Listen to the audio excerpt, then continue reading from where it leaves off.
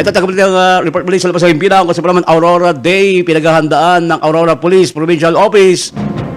Narito ang balita ni Romel Roque.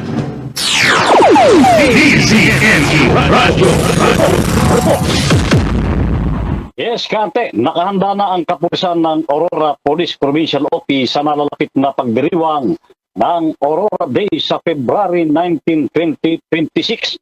Ayon kay Police Colonel Robert L. Pitate, Provincial Director ng Aurora Police Provincial Office, maghapon silang nagmeeting sa Kapitolyo with Governor Isidro P. Galban at Mayor Rep. Ronan T. Angara at ng mga municipal LGUs para pag-usapan ang kanilang gampanin sa naturang selebrasyon.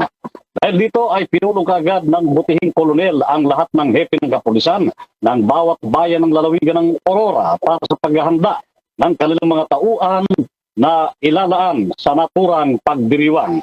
Idinadaos taon-taon ng pagdiriwang ng paggunita ng pamahalang panlalawigan ng Aurora ang tinatawag ding Doña Aurora Aragon Quezon tuwing Pebrero 19 at ito ngayon ang ika-47 na anibersaryo ng pagkakatatag ng lalawigan ng Aurora na dating nasasakupan ng lalawigan ng Quezon noong unang panahon.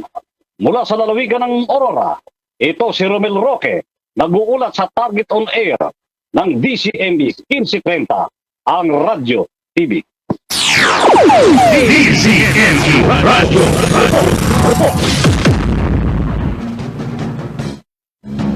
Ay, maraming salamat kay Romel Roque. Talagang handang-handa yung kapulisan.